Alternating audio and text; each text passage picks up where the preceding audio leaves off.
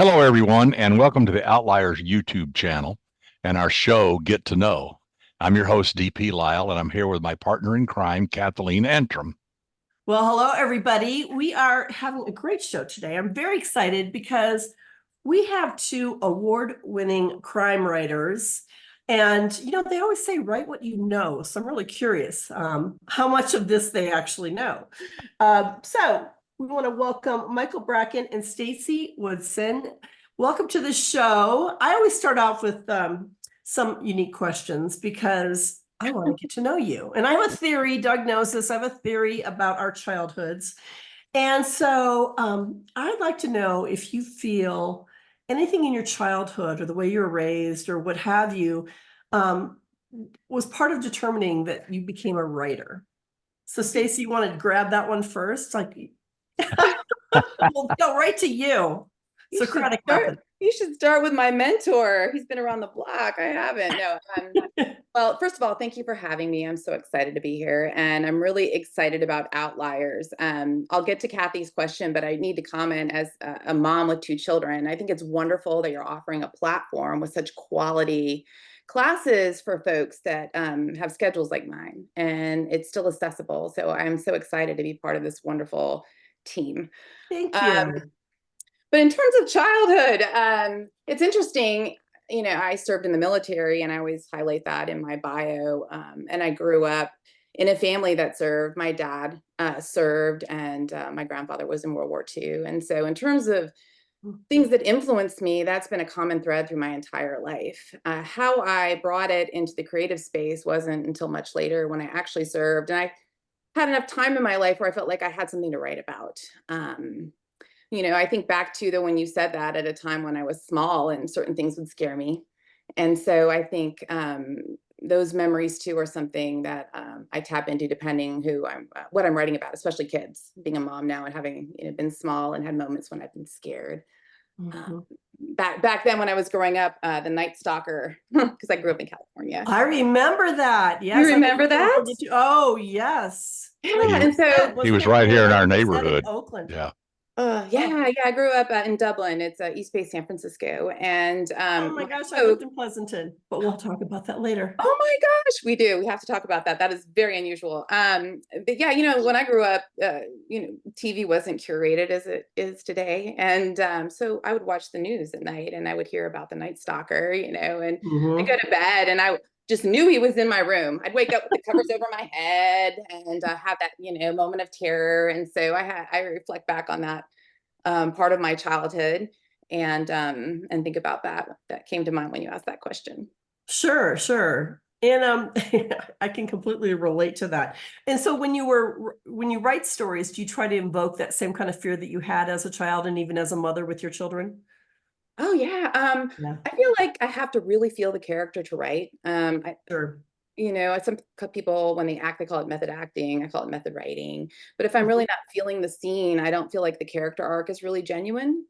And it's easier for me to tap into things that either scare me or life experience that I had when I write character. So those are cool. Those point of view characters are easier for me to write. Yeah, very, very cool. Okay, how about you, Michael? Your childhood. My childhood. Reading or a shy child and outgoing? No, well, when I was quite young, my parents divorced, so I was living with a single mother at a time when that wasn't common. And we didn't have much money and we moved frequently. And often the first thing my mother did was find the nearest library and get us library cards.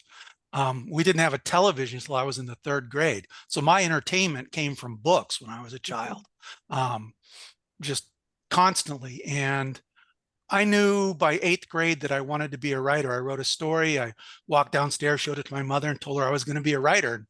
She bought me a typewriter. And so I was kind of committed at that point. And so I actually, I went through junior high school lit magazine, high school lit magazine, high school newspaper.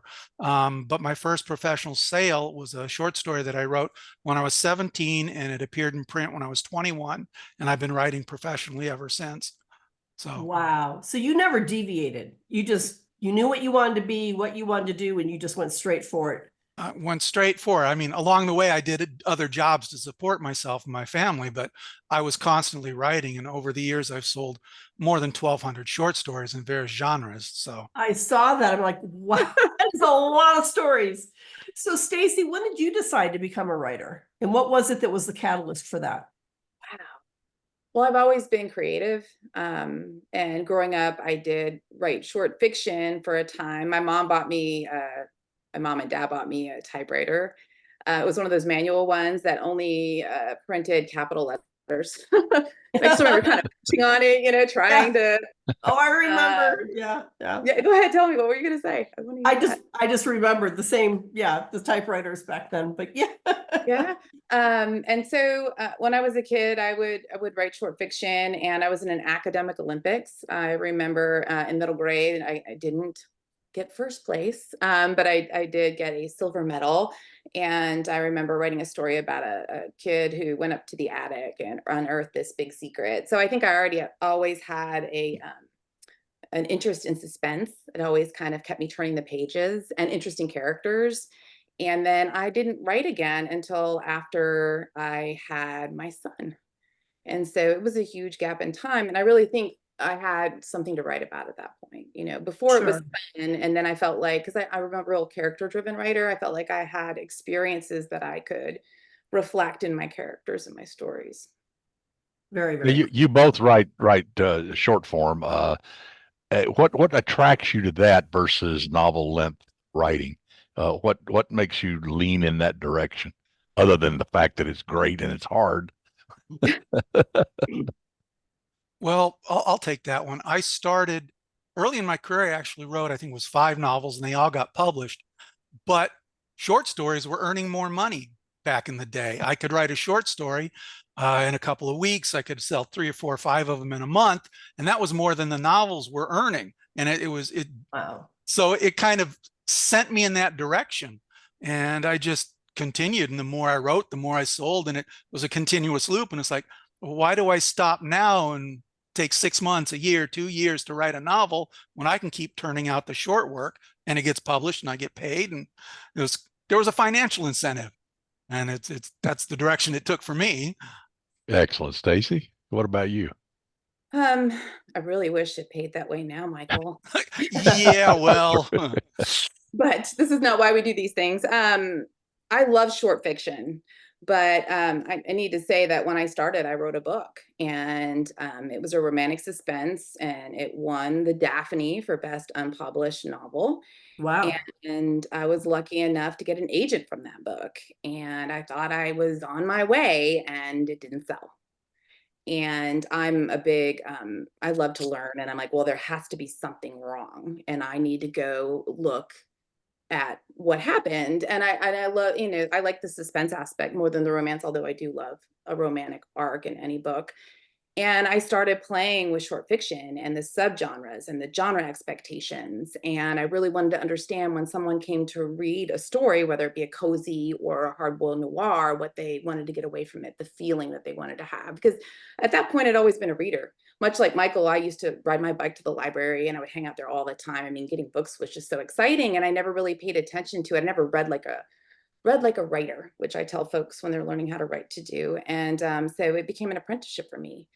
And the first story I had published, as luck would have it, was an Ellery Queen Mystery magazine, which was absolutely, shocking and exciting. And so I've been in that space since then. It is a lot of fun, but I also do love the long form.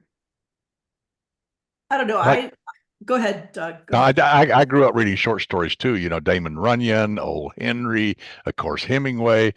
And I always found, even though I'd mostly write novels, I've written a few short stories. The thing I like about short stories is they're succinct. They're about this thing. Novels have a sweep to them that requires a lot of moving parts, but a short story is about this thing, this event, these people. Did you read short stories more growing up, or more novels when you started reading? And do you like the fact that it's succinct and you can get it in, get it out, kind of like what Michael said? Well, I read widely growing up. There wasn't one bin or the other. I read anything. I started out with Beverly Cleary. I loved her, and Nancy Drew, and just all widely. So I think I came to the short form later, but I share your view. I love that it's succinct, and I find I struggle with writing something longer because I feel like every word should matter. And when I'm a reader now, I equally get exhausted if somebody isn't driving, the direction they're driving isn't clear to me. So the short form, for me, I'm not like Michael, who is so prolific. The short form takes me a really long time to write, but each time I select a word or a sentence, I really am thoughtful about, does it reveal something about character? Does it drive the plot forward? And I appreciate that when I find it in the long form, but I think it's difficult. I don't think people write tight in novels like they used to. Mhm. I find actually writing short form harder than Yes. writing a novel. Um, just because, you're right, you have to be so concise, so succinct. And yeah, I find it difficult. It takes me longer, almost as long as writing a book to write a short story, just because I just find it very challenging. And then I think about songwriters, and I think, some of the like country songwriters who write whole stories and just, a few lines basically in a song. It blows my mind how they are able to capture that. So, with what you guys are doing, I find it incredibly challenging. Well, So go oh, ahead. sorry. Go ahead. No, go ahead. I was just going to ask Michael, so you've written 1,200 stories, which blows my mind. I wonder how many books that would be. Do you have a favorite, like one that was it's just your absolute favorite of all time? Always the newest one. Um, Probably the story that came closest to matching everything I was trying to do was a story titled Smoked. It was picked up for inclusion in the best American mystery stories. It just, all the elements came together in a way that you dream about, but sometimes you just don't quite get there. It's a man who's in the witness protection program because he ratted out his gang leader. He goes to Texas and he opens a smokehouse, a barbecue place. And the barbecue place gets recognized by the state magazine, and the gang learns about it and comes after him. It's pretty much a classic Western one man against the bad guys kind of thing, but written as a modern day crime fiction story. I mean, I didn't set out to emulate that, but when it was finished, that's what it is. So okay, so I have some questions here about the form. About how long are your short stories? How many words do you think? They're really all over the place. There's like a magical number around 3,500 words where it's long enough where you've got characterization, setting, plot, and it fits well into most magazines. For magazines that like long stories on the short end, but it'll squeeze in. For magazines that like short stories, it's on the long end, but it'll still fit in. It's not a perfect length, but it's a good length to target. But I've written stories, up to about 15,000 words. So that and I've written some as short as 2 sentences. So they really are all over the place. That's remarkable. Do you agree, Stacy? Is that pretty much, I mean, do you aim at a certain word count, or do you just, it's whatever the story, takes to tell? It could be either. It depends if I'm writing for a specific publication, because there are guidelines. And so sometimes like I'll have a sheet that's like, oh, this would be, I've had stories in Woman's World, which is a very light whodunit or you solve it mystery. And so there's things that lend themselves to something that's really small like that. And there are other things that need to breathe that are more novella form. I find if I'm not focusing on those things, 5 to 7,000 words is how I naturally write. And that has grown. When I first started, it was 3,000 or 4,000 words, but I find now that I layer a lot more things into the story. It's almost a challenge for me to add different things. And to Michael's point, when everything kind of fits together nicely, you have this wonderful feeling. You can feel the arc as Sure. building. And I think there's a lot of precision involved if you're going to write a story that lands like that. I think you need to have something that's universal that everyone can relate to, and there has to be stakes involved. And I think a good short story has an arc just like a novel. And so you have to be really thoughtful in how you're going to deliver that for a reader when they pick up that story. Do you find that there's, certain point of view, whether it's first or third, what might lend itself to a short story better than one over the other, first or third? Are you asking me? Is that for me? Either one of you guys, go ahead and grab it. I'll start, and I'm curious to hear what Michael says. I write, I've written first person present tense, first person third, and I write all over the place. It depends on how I feel when I get to the character and how I hear voices to write. Mhm. And so that's part of it. But I think in general, if you want that kind of ride, like you would have in a thriller, which I know that's the background that we come from. I think first person is for me something that helps you get there more quickly. It really pulls the reader in tight to the head of the character. Part of that, and kind of ties into the previous question. When you're writing a story, you have two things to keep in mind.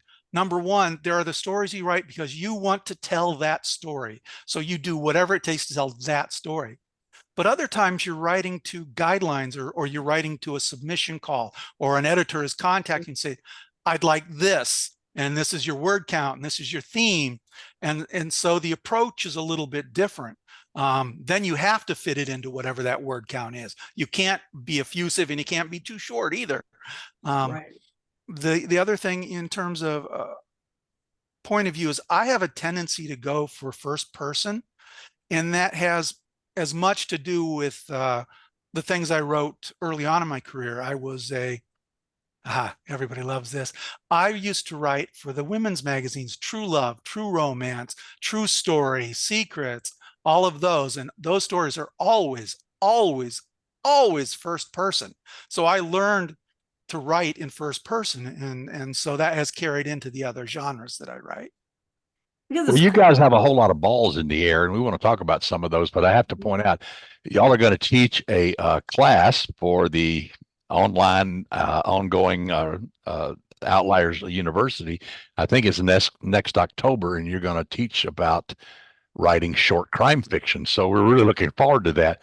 But let's talk about some of your things that you're involved in right now. You have some recent and upcoming anthologies, and that stories are going to appear in or have appeared in. Can you talk to us a little bit about that? Kind of where you stand on all of that right now? Go, Stacy. What? Talk about the ones you're co-editing. Yeah.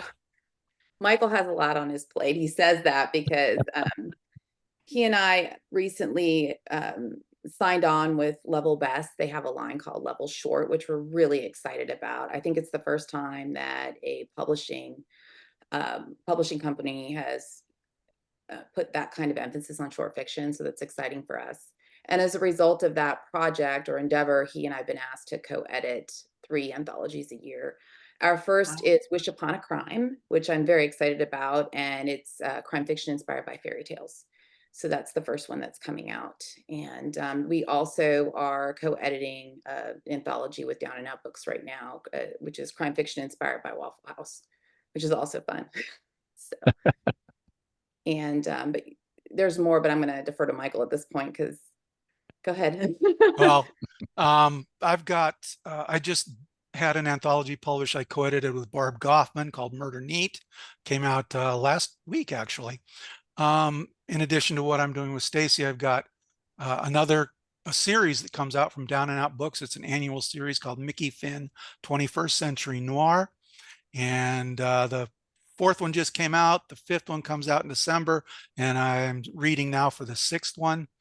And I've got other anthologies for both Down and Out and Level Best. And I'm working with a new publisher on another anthology that should be out later this year called Janie's Got a Gun. crime fiction inspired by the songs of Aerosmith. So, Wow, that'll be cool. yeah, What a great concept. I know, I think yeah, we're dating ourselves, but yeah, that's yeah. pretty cool. Michael, I have to hop in because you forgot one of your projects. And Uh-oh. because I'm in it and I love it. It's the Chop Shop series. Do you want to Oh. talk about that a bit? Okay.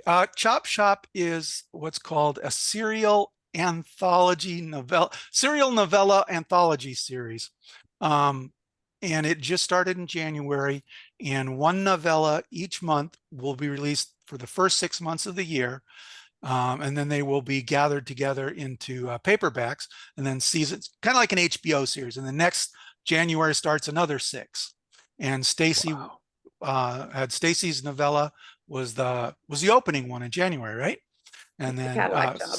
Cadillac Job. And so we have different writers write each novella. And this is a carryover from a few years back.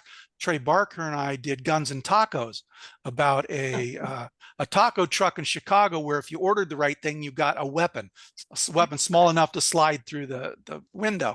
And we did 4 seasons of 6 episodes each. And then we wrapped that up. And then Chop Shop now is set in Dallas. There's a chop shop, and the stories are told from the point of view of car thieves who are stealing cars to take to the chop shop. And so that's off to great gangbusters.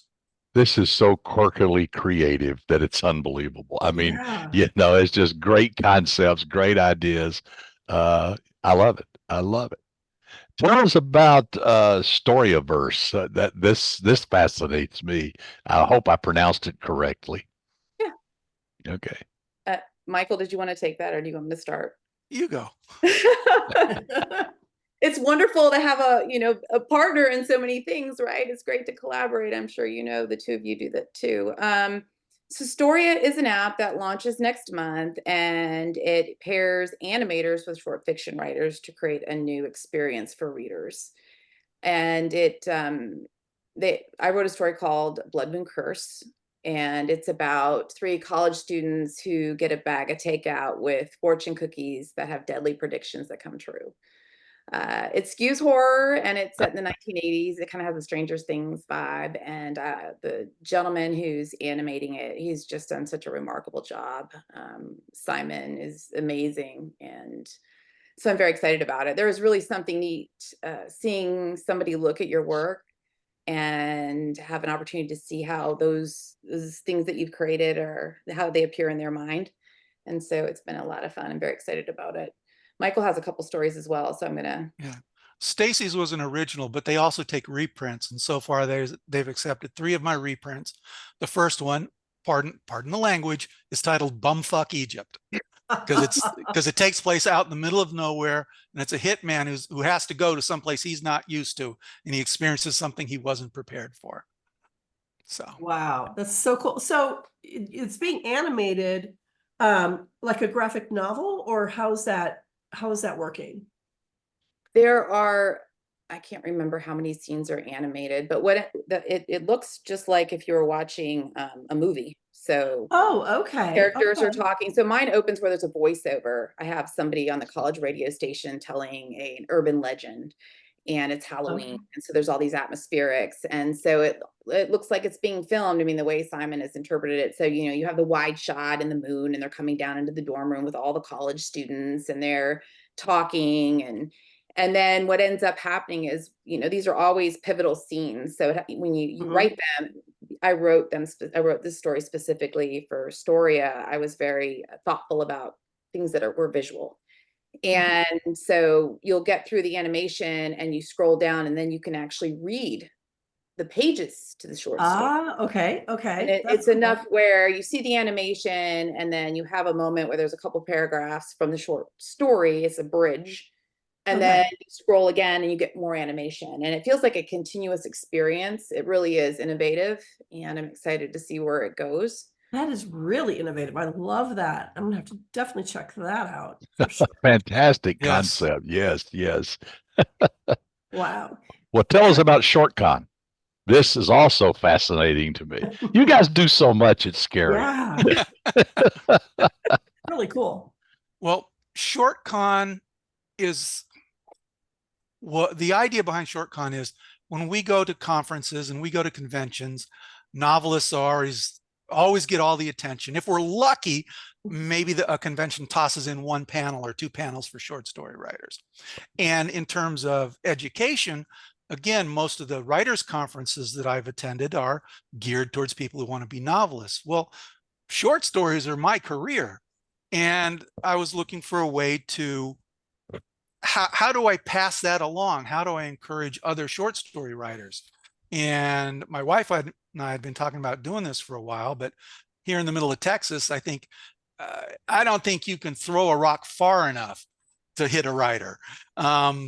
So we wound up in a conversation with Stacy, and Stacy liked the idea. And then she kind of paired us up with Sean Riley Simmons and Verena Rose, and they were looking to do something.